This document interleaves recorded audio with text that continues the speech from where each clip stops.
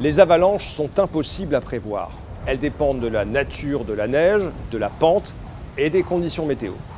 Les plus puissantes peuvent déplacer des centaines de milliers de tonnes de neige. Il y en a plusieurs types. Les plus fréquentes sont les avalanches dites de plaques. Elles surviennent lorsqu'une couche de neige fraîche et bien dense s'est déposée sur une couche ancienne, plus fragile, constituée de neige transformée sans cohésion. Au passage d'un skieur ou d'un randonneur, une rupture apparaît puis se propage sur une grande largeur. Et tout d'un coup, la plaque entière se met à glisser dans la pente, emportant ceux qui se trouvent sur son passage.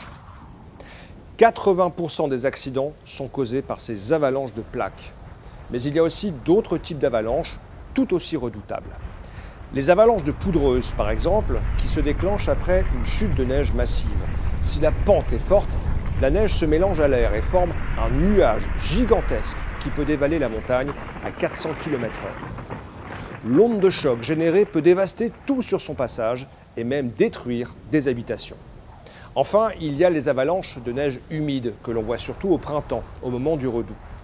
Provoquées par la fonte du manteau neigeux, elles prennent la forme de lentes coulées de neige, denses, parfois mélangées à la terre.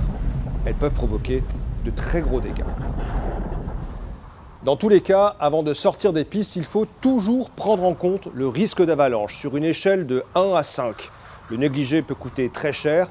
Dans les Alpes, les avalanches font en moyenne une centaine de morts chaque année.